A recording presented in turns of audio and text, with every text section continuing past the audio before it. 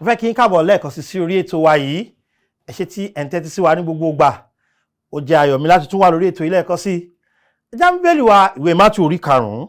Ìwé Mátíù orí 5 ni mo fẹ́ kà. Wọ́n ka ẹsẹ̀ kan péré tí ó mú wa lọ sọ́pọ̀lọpọ̀ ẹsẹ̀ Bíbélì. Ní òní mo fẹ́ pè wá níjà fún àwa tí a máa ń gbàdúrà pé Olúwa kà mí yẹ níjọba rẹ, má jẹ́ n fayé bọ̀run jẹ́. Mo fẹ́ fi hàn wá ohun tí kò ní jẹ́ ká fayé bọ̀run jẹ́, ohun tí yóò jẹ́ ká ní ìdánilójú ọ̀run fún àwa tí a ń rò pé kí gan ni mo nílò láti dọ́run, tá a ti bíra wa ju ẹ̀kan lọ pé kí gan ni mo nílò láti di ọ̀run. Wọ́n fi hàn láti inú Bíbélì ohun kan ni tó nílò tí ó mú ọ dọ́run. Tí o bá sì lè ṣe gẹ́gẹ́ bí Bíbélì ṣe sọ, ìwọ náà lè ní ìdánilójú ọ̀run bíi tèmi ní ọjọ́ òní. Mátíù orí 5 ẹsẹ̀ 20. Bíbélì wípé, nítorí mo wí fún yín, bí kò ṣe pé òdodo yín bá kọjá òdodo àwọn akọ̀wé àti àwọn Farisí, ẹ̀yin kì yóò lè dé ilẹ̀ ọba ọ̀run bí ó ti wù kí ó rí. Ẹ kí n kẹsẹ̀ Bíbélì yẹn lẹ́ẹ̀kan sí kí n wá gbàdúrà. Nítorí mo wí fún yín, bí kò ṣe pé òdodo yín bá kọjá òdodo àwọn akọ̀wé àti àwọn Farisí, ẹ̀yin kì yóò lè dé ilẹ̀ ọba ọ̀run bí ó ti wù kí ó rí. Ẹ ṣé Ọlọ́run bàbá wa nítorí pé ẹ kò fi wá sílẹ̀ sínú òkùnkùn.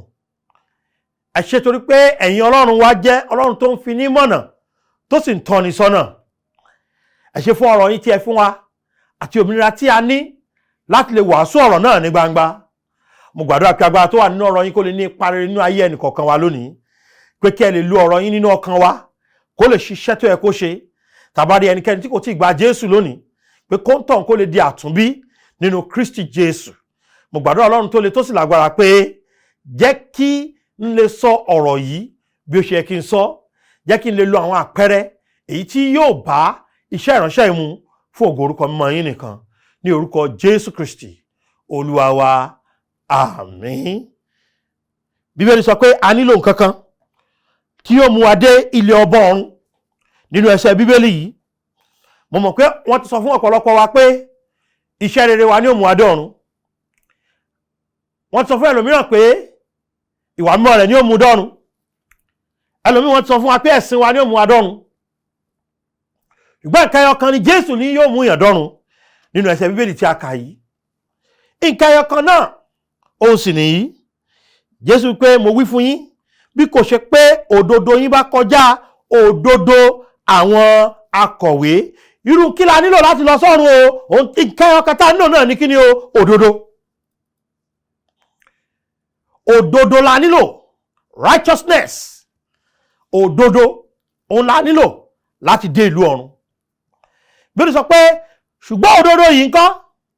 Irú òdodo wo ni? Ó gbọ́dọ̀ jẹ́ òdodo tí ó kọjá ti àwọn akọ̀wé àti àwọn Farisí. Ó gbọ́dọ̀ jẹ́ òdodo tí ó kọjá òdodo tí àwọn akọ̀wé àti àwọn Farisí. Ẹ̀kọ́ bí mélòó kan wà tí mo kọ́kọ́ kọ́ ní. Ẹ̀kọ́ àkọ́kọ́ náà tí mo ti sọ náà ni pé òdodo la nílò láti dọ́run. Ṣùgbọ́n òdodo yìí kì í ṣe òdodo tó gbọ́dọ̀ bá ti àwọn akọ̀wé àti Farisí mu. Òdodo náà gbọ́dọ̀ jẹ́ èyí tó ju ti wọn lọ ní gbèdéke àbí níbi òṣùwọ̀n. Tí a bá wọ̀n dáadáa, òdodo àwọn akọ̀wé àti àwọn Farisí kò ká ojú wọn òdodo tó lè mú yàn dé ọ̀run.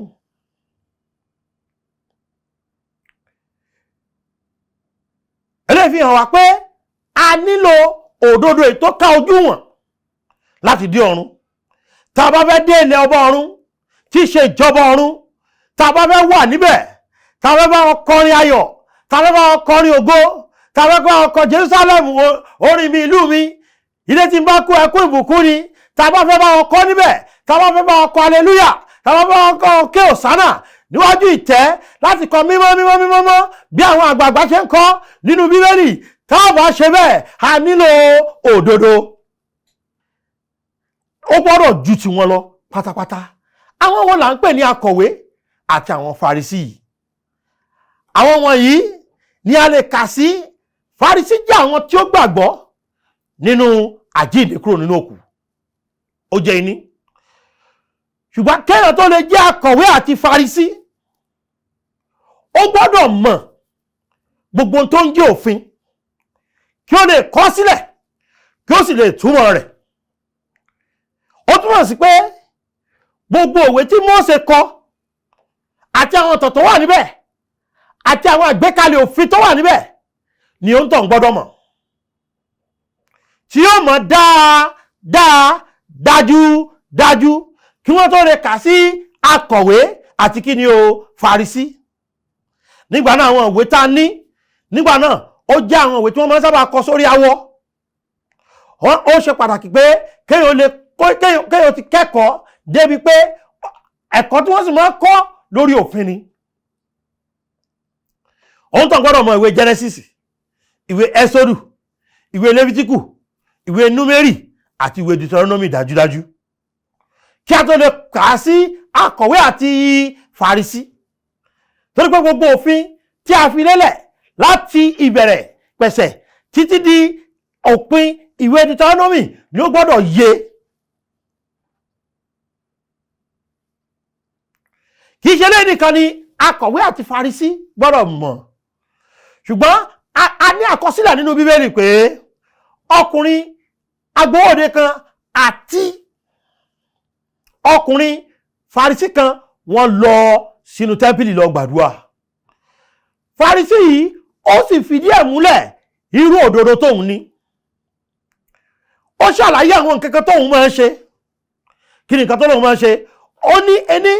Ó ní òun máa gbààwẹ̀ ní ọ̀sọ̀ọ̀sẹ̀. Ṣé rí àwẹ̀ àwọn Farisí? Ó jẹ́ àwẹ̀ tí a máa ń pè láyé òde òní ní bíríbírí. Tó bá ti bẹ̀rẹ̀ láago 6 àárọ̀ òní, ó dáago 6 àárọ̀ ọ̀la kó tó ṣínú. Tó bá bẹ̀rẹ̀ láago 9 àárọ̀ òní, ó di aago 9 àárọ̀ ọ̀la kó tó jẹun. Kì í ṣe irú àwẹ̀ tèmi àti yín máa ń gbà táwọn ṣọ́ka aago 2 ọ̀sán lù táṣàrè jẹun. Kì í ṣe irú àwẹ̀ tèmi àti yín máa ń gbà táwọn ṣọ́ aago 4, aago 3. Ẹlòmíì wọ́n tiẹ̀ ní kó gbàwẹ̀ lé, nígbà wá fi dé léèwé yóò kàn já omi mú ń tiẹ̀ ni. Mo ti gbàgbé, ó rántí ó dọ́gbọ́n sí ni. Ẹ wò mí dáadáa, kí la nílò láti dọ́run? Òdodo. Irú òdodo ètò kọjá àwọn Farisí àti akọ̀wé. Ta ni Farisí àti akọ̀wé yìí o? Àwọn ènìyàn tí wọ́n mọ òfin, àwọn ènìyàn tí wọ́n máa ń gbààwẹ̀, àwọn ènìyàn tí wọ́n máa ń ṣe ìtọrẹ àánú, àwọn ènìyàn tó jẹ́ pé wọ́n dúró déédéé, wọn kì í yan ẹran làkejì jẹ. Olóhùn ò dàbí akùnrin agbowóde yìí tí máa ń yan ẹlòmíì jẹ, tí máa ń ṣe báyìí, tí máa ń ṣe báyìí, tí máa ń ṣe báyìí. Àwọn Farisí ìgbé ayé mímọ́ ni wọ́n máa fọ ẹsẹ̀ wọn tó bá fẹ́ wọlé, tó bá ti jáde lọ, tó bá kọ́ tó wọlé lé, wọ́n fọ ẹsẹ̀, wọ́n fọwọ́, wọ́n ìsúnmọ́ ìdọ̀tí. Síbẹ̀ Jésù wípé òdodo wọn kò ṣe kí ni o, kò ká ojú wọn láti dé ìjọba ọ̀run. Òdodo tí ó kájú wọn láti dé ìjọba ọ̀run, òun ni òdodo tó ju ti àwọn akọ̀wé àti àwọn Farisí lọ. Kí wá ni òdodo tó kọjá òdodo àwọn akọ̀wé àti àwọn Farisí? Ìwé Kọ́ríńtì kejì orí 5. A fẹ́ wo òdodo tó kọjá ti akọ̀wé àti Farisí níbẹ̀. Ẹsẹ̀ 21, ẹsẹ̀ tó kẹ́yìn nínú ibẹ̀ náà ni 2 Corinthians 5:21. Bẹ́ẹ̀ ni nítorí tí ó ti fi ṣe ẹ̀ṣẹ̀ fún wa, ẹni tí kò mọ ẹ̀ṣẹ̀kẹ́ṣẹ̀ rí, kí àwa lè di òdodo Ọlọ́run nínú rẹ̀. Ẹgbọ́n kí ló fi ṣe fún wa o? Ẹ̀ṣẹ̀. Ọlọ́run Bàbá ó fi Ọlọ́run Ọmọ Jésù Kristi ṣe ẹ̀ṣẹ̀ fún wa. Ẹni tí kò ṣe kí ni o? Tí kò mọ ẹ̀ṣẹ̀kẹ́ṣẹ̀ kan rí, kí àwa kó bá dá kí ni o? Òdodo Ọlọ́run nínú rẹ̀. Ṣé rí òdodo kan wà tó gbìjẹ àwọn akọ̀wé àti Farisí lọ? Òdodo náà ni òdodo ta ni o? Òdodo Ọlọ́run. ẹ gbọ́ tí akọ̀wé bá dúró àti Farisí bá dúró, tí Ọlọ́run ọ̀gá ògo bá dúró, ta ló mọ́ jù nínú àwọn méjèèjì? ẹ̀yin náà gbà pẹ̀lú mi pé Ọlọ́run ọ̀gá ògo ló mọ́ jù. tó wáyé pé Ọlọ́run ọ̀gá ògo ló wá mọ́ jù àwọn akọ̀wé àti Farisí lọ, òdodo ta ní? òdodo tí kìí yẹ̀, tí kìí yí padà, tí kìí ṣe tẹ̀kan lọ́dún, tí kìí ṣe tẹ̀sìn, tí kìí ṣe tẹ̀kan lóṣù. òdodo ìgbà gbogbo òun ni òdodo Ọlọ́run. báwo lòdodo Ọlọ́run yìí ó sì lè kàn wá? òun ni pé iṣẹ́ ọwọ́ wa kò lè rà, ẹ̀sìn wa kò lè rà. ohun tó Ọlọ́run ṣe láti rí pé a dá òdodo Ọlọ́run náà ni pé ó rán ọmọ bíbí rẹ̀ kan ṣoṣo wá sáyé. Jésù ọmọ Ọlọ́run ó lò ọdún 23 nínú ayé yìí láì dá ẹ̀ṣẹ̀ kan. Bẹ́ẹ̀ni sọ pé a pa lórí igi àgbélébùú nítorí ẹ̀ṣẹ̀ wa, a sín nítorí ẹ̀ṣẹ̀ wa, ní ọjọ́ kẹta ó sì jí dìde. Kọ́ríńtì kìíní orí 15 ẹsẹ̀ 4 wípé nítorí pé mo ṣíwájú ohun gbogbo mo fi èyí tí èmi pẹ̀lú ti gbà lé yín lọ́wọ́, bí Kristi ti kú nítorí ẹ̀ṣẹ̀ wa gẹ́gẹ́ bí ìwé mímọ́ ti wí, àti pé a sìnkú rẹ̀, àti pé ó jíǹde ní ìjọ́ kẹta gẹ́gẹ́ bí ìwé mímọ́ ti wí. Jésù Kristi ọmọ Ọlọ́run, ẹni tí kò mọ ẹ̀ṣẹ̀ kankan rí, ẹni tí kò dẹ́ṣẹ̀ kankan lẹ́ẹ̀kan rí, kò sí lára àwọn tó ń parọ́, èmi àti yín la máa ń parọ́. Kò sí lára àwọn tó ń ṣèké, èmi àti yín la máa ń ṣèké. Kò sí lára àwọn tó máa ń sọ̀rọ̀ ẹ̀yìn, èmi àti yín la máa ń sọ̀rọ̀ ẹ̀yìn. Kò sí lára àwọn tó máa ń ṣépè, àwọn ènìyàn la máa ń ṣépè. Kò sí lára àwọn tó máa ń bínú, àwọn ènìyàn la máa ń bínú òdì. Jésù kì í yálè, kò yálè rí. Olódodo ni Jésù. A wá fi ẹ̀mí rẹ̀ lélẹ̀ fún wa. A pa nítorí èmi àti yín, a sín ní ọjọ́ kẹta ó sì jí dìde. Nígbà tó jí dìde yẹn, ohun tó rà fún wa, òun la rí nínú Kọ́ríńtì kejì orí 5 ẹsẹ̀ 21 yẹn, ohun tó rà fún wa náà ní òdodo Ọlọ́run, kí àwa kí ó lè dá kí ni òdodo Ọlọ́run nínú rẹ̀. Torí pé òdodo Ọlọ́run kì í yẹ̀, tó wá jẹ́ pé òdodo nìkan tí wá ní ògbé adọ́run ni a ò lè dọ́run. Ẹ mọ̀ tí Bíbélì pé òdodo èmi àti yín ni àkísà ẹlẹ́gbin. Bíbélì ní gbogbo òdodo wa ló dàbí àkísà ẹlẹ́gbin. Ṣùgbọ́n òdodo Ọlọ́run kọ́, òdodo ayérayé ni. Ọlọ́run fúnra rẹ̀ ló sì tún ra òdodo yìí fún wa, pé káwa náà lè dá òdodo Ọlọ́run nínú rẹ̀. Bó wá la ṣe lè rí òdodo yìí? Ẹ kí n kọ́kọ́ sọ fún wa pé in tí kò lè jẹ́ ká rí òdodo náà ó wà ní Galatia orí 2 ẹsẹ̀ 21. Galatia orí 2 ẹsẹ̀ 21. Bíbélì wípé èmi kò sọ oore ọ̀fẹ́ Ọlọ́run di asán, nítorí pé bí òdodo bá ti pa òfin wá, ǹjẹ́ Kristi kú lásán. Tó bá yẹ pé òfin 10 ló ń fún yàn lódodo, kò sí tí Jésù wá ṣe. Ṣùgbọ́n ẹsẹ̀ yìí tó fi díẹ̀ múlẹ̀ pé ikú Jésù ló mú òdodo wá. Kì í ṣe ẹ̀sìn wa, kì í ṣe òfin, kì í ṣe ìwà wa. Ikú Jésù ló mú òdodo wá. Ṣé rí, tí kò bá kú ni àwa ò lè dolódodo. Lórí pé àkísà ẹlẹ́gbin láwọn gbé káàkiri. Ohun tá a sì nílò láti dé ọ̀run náà ni òdodo Ọlọ́run. Torí pé òdodo Ọlọ́run ló ga ju òdodo àwọn Sadusí àbí àwọn akọ̀wé àti àwọn Farisí lọ. Báwo la wá ṣe lè rí òdodo yìí? Ìwé Fílípì orí 3 ẹsẹ̀ 9. Ó ní kí a sì lè bá mi nínú rẹ̀ ní àìní òdodo tí èmi ti kára mi. Ó ní táwọn bá bá mi nínú Kristi, kì í ṣe òdodo mi ló fi mí síbẹ̀. Ní àìní òdodo tèmi ti kára mi. Ẹ wá wo ẹsẹ̀ yẹn, ó ní tí ó ti inú òfin wá. Ó túmọ̀ sí pé òfin kankan kò lè fún mi lódodo tèmi. Ó ní ṣùgbọ́n èyí tí ó ti inú ìgbàgbọ́ wá nínú Kristi, òdodo ti Ọlọ́run nípasẹ̀ ìgbàgbọ́. Ìgbàgbọ́ nínú Kristi ló mú kí ni òdodo náà wá. Ó túnmọ̀ sí pé tí mo bá ti ṣí ọkàn mi kúrò nínú pé ikú bá ká mọ́ mi lọ́wọ́ ní ó mú mi dọ́run.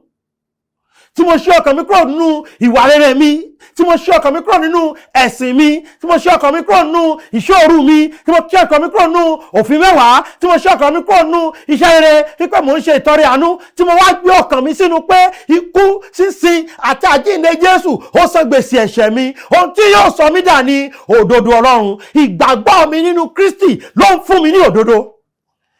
Ìgbàgbọ́ mi nínú ara mi kò lè fún mi ní òdodo. Yóò kàn sọ mí di ẹni ìrí ni.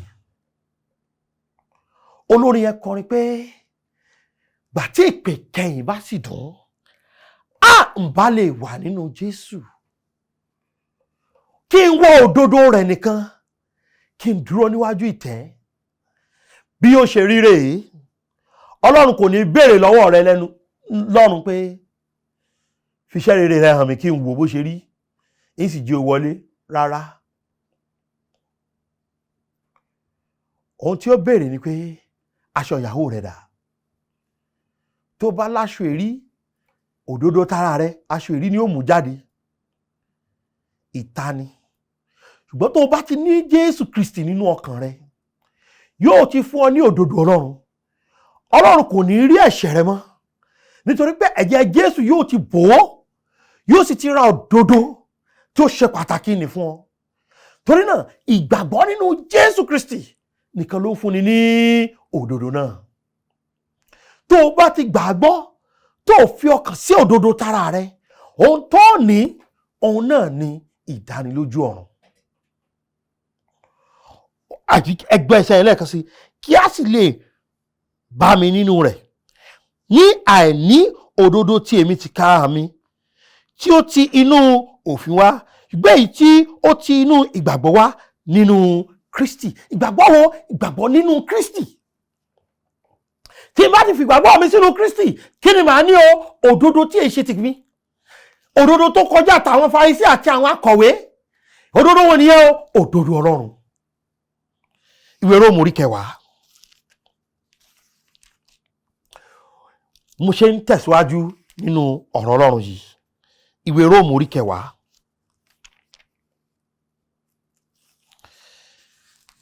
Wọ́n ka ẹsẹ̀ 5 àkọ́kọ́. Ẹsẹ̀ 4 òun ni ẹsẹ̀ tí ó ṣe pàtàkì sí mi. Róòmù orí 10 ẹsẹ̀ 4. Ṣùgbọ́n mo fẹ́ kà láti ẹsẹ̀ 1 yẹn kó lè ràn wá lọ́wọ́. Bíbélì ní, ará, ìfẹ́ ọkàn mi àti àdúrà mi sí Ọlọ́run fún Ísírẹ́lì ni fún ìgbàlà wọn. Ó túmọ̀ sí pé ọ̀rọ̀ Ọlọ́run fi múlẹ̀ pé Ísírẹ́lì kò ní ìgbàlà. Kí ni ìdí? Ẹsẹ̀ 2 ní, nítorí mo gba ẹ̀rí wọn jẹ́ pé wọ́n ní ìtara fún Ọlọ́run, ṣùgbọ́n kì í ṣe gẹ́gẹ́ bí ìmọ̀. Irú ìtara wọn ní Ísírẹ́lì ní o, ìtara fọ́lọ́run. Ṣùgbọ́n ìtara yìí kò ní ìmọ̀ nínú. Òun làwọn tí wọ́n máa ń pani nítorí ẹ̀sìn. Òun làwọn tí wọ́n máa ń jíjẹ ẹ̀sìn. Òun làwọn tí wọ́n máa ń ṣe, wọ́n ní ìtara. Ṣùgbọ́n kì í ṣe ní ti kí ni o, ìmọ̀. Ẹ wá wo tí Bíbélì sọ. Nítorí bí wọn kò ti mọ òdodo Ọlọ́run, Bíbélì ni wọn ò ṣe kí ni o, wọn ò mọ òdodo Ọlọ́run. Nítorí pé wọn ò mọ òdodo Ọlọ́run yìí, wọn ò ṣe kí ni, wọn ò ní ìgbàlà. Wọn ò mọ ibi tí wọ́n lọ, kò síbi tí wọ́n lọ. Ẹ wo ẹsẹ̀ Bíbélì yẹn dáadáa, bí wọn kò ti mọ òdodo Ọlọ́run, tí wọ́n sì ń wá ọ̀nà láti gbé òdodo ara wọn kalẹ̀. Ohun tí wọ́n wá ń tiraka láti gbé pé yóò bá Ọlọ́run, òun ni òdodo ara wọn. Èmi ìbá tọmọlàkejì jẹ́. Nígbà tí ń robi sí ìyàn, ìfẹ́ èèyàn fún bí mo ṣe wà yìí, ìjọkíjọ tí ń bá kú, ń dọ̀run ni.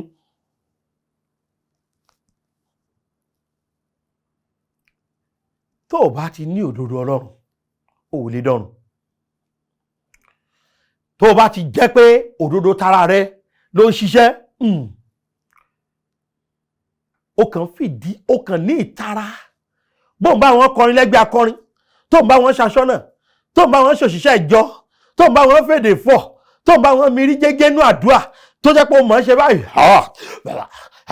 Bàbá ṣe bó o mọ gbogbo ẹ̀. Gbọ́ mi dáadáa. Tó bá jẹ́ pé òdodo tara rẹ ló ń fìdí ẹ̀ múlẹ̀, kò mà síbi kankan fún ọ. Bẹ́ẹ̀ ni nítorí bí wọn kò ti mọ òdodo Ọlọ́run, wọ́n sì ti ń wá ọ̀nà láti gbé òdodo ara wọn kalẹ̀, wọn kò tẹríba fún òdodo Ọlọ́run. Ẹgbẹ́ ẹsẹ̀ kẹrin wá ní nítorí Kristi ní òpin òfin sí òdodo. Níbo láti lè rí òdodo? Kristi. Kristi ní pínpín rẹ̀. Kristi ní ohun tá à ń pè ní òdodo. Nítorí Kristi ní òpin òfin sí òdodo fún olúkúlùkù ẹni tí ó gbàgbọ́. Kò sọ pé olúkúlùkù ẹni tó ń ṣiṣẹ́. Olúkúlùkù ẹni tó ṣe kí ni o? Tó gbàgbọ́ ni. Ẹni tí ó bá ti gbàgbọ́ kò lè ní òdodo tí ó yẹ kó ní. Ṣùgbọ́n tí èèyàn bá ti gbàgbọ́ ló tó lè ní òdodo tí ó yẹ kó ní. Gàlátíà orí 3 ẹsẹ̀ 24. Bíbélì wípé nítorí náà òfin ti jẹ́ olùkọ́ni láti mú wa sọ́dọ̀ Kristi kí a lè dá wa láre nípa ìgbàgbọ́. Ìtọ́ lè dá wa láre kò ju ìgbàgbọ́ lọ.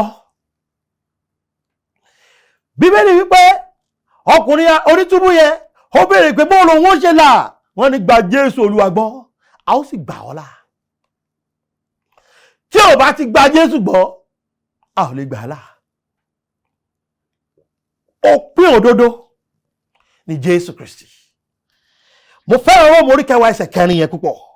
Ó nítorí Kristi ní òpin òfin sí òdodo. Kristi nìkan ni. Kí nìdí tí mo fi ń wàásù ọ̀rọ̀ yìí ní ọjọ́ òní? Ní àárín ìṣẹ́jú díẹ̀ tí mo ti bá wa sọ̀rọ̀ yìí, gbogbo ohun tí mo ti ń sọ láti òwúrọ̀ ó ní pé a nílò òdodo láti dọ́run. Òdodo yìí sì gbọ́dọ̀ ju ti àwọn akọ̀wé àti àwọn Farisí lọ.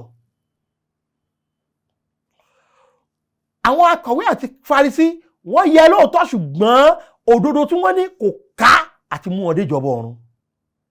Bí òdodo tí wọ́n náà ní, bí òdodo tèmi náà ní, bí òdodo tí ìjọ Ọlọ́run lè fún wa, bí òdodo tí ẹ̀sìn lè fún wa, bí òdodo tí ìwà rere wa lè fún wa, bí òdodo tí ọrẹ tá à ń ṣe fún ni lè fún wa, bí kò ṣe lè mú wa dé ìjọba ọ̀run. Ṣùgbọ́n Ọlọ́run kò fi wá sílẹ̀ sínú òkùnkùn. Ó fẹ́ kí a dé ìjọba ọ̀run. Ó rán Jésù wá sáyé, ẹni tí kò mọ ẹ̀ṣẹ̀kẹ́ṣẹ̀ kankan rí, káwa bá lè dá òdodo Ọlọ́run nínú rẹ̀. Ohun tó gbà lọ́wọ́ wa ni àkísà ẹlẹ́gbin ni, nígbà tí ó kú lórí igi àgbélébù ni. Ohun tí ó gbà lọ́wọ́ wa ni àkísà ẹlẹ́gbin ni. Ó wá gbé wọ̀ wá òdodo èyí tí kìí ṣá, òdodo èyí tí kìí tí, òdodo èyí tí kìí díbàjẹ́, òdodo èyí tí kò ṣe é yọ dànù, òdodo èyí tí kò ṣe é sún sẹ́yìn. Òdodo Ọlọ́run. Níbo lòdodo yìí ti wá? Nínú Jésù Kristi nìkan. Níbo lòdodo yìí ti wá? Nínú fífi ìgbàgbọ́ ẹni sínú Jésù Kristi nìkan. Torí pé Kristi ní òpin òfin sí òdodo. Èyí tó fi máa gbàdúrà kiri pé Olúwa má jẹ́ n fayé bọ̀run jẹ́, má jẹ́ n lọ sọ́run àpáàdì.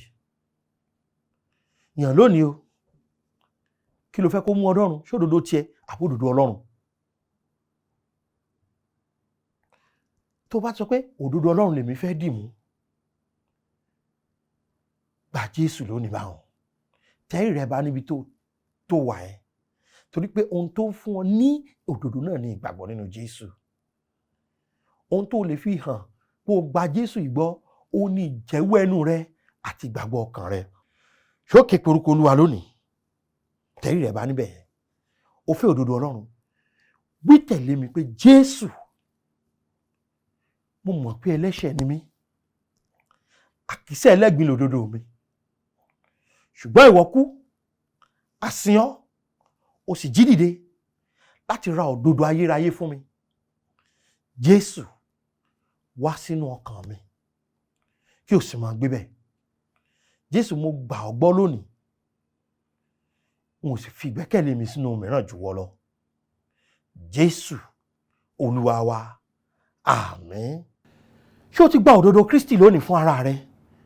A fẹ́ bá ọ yọ̀, pè wá lórí 07038085652 07038085652 tàbí 07087682122 07087682122 tàbí 07055307492 07055307492. èyí tí mo pè kàn yẹn o ní WhatsApp wa. Ẹ lè fi fóònù yín kẹ́ fi scan rẹ̀ kẹ́ lè gba nọ́mbà náà sórí kíní yín ní àtòrí móhùnmáwòrán. Ẹ ṣé tí ẹ tẹ́tí sí wa. Olúwa yóò máa wà pẹ̀lú yín. Ó dàbọ̀. Adùn nílé tiwa, gbọ̀ngbọ̀n rẹ̀ yóò gba ọ̀run kan, ayé ò gbọ́ pẹ̀lú. Oore ọ̀fẹ́ ṣá ní ìgbẹ́kẹ̀lé mi. Jésù kú fún aráyé, ó kú fún mi pẹ̀lú. Oore ọ̀fẹ́ ṣá ní ìgbẹ́kẹ̀lé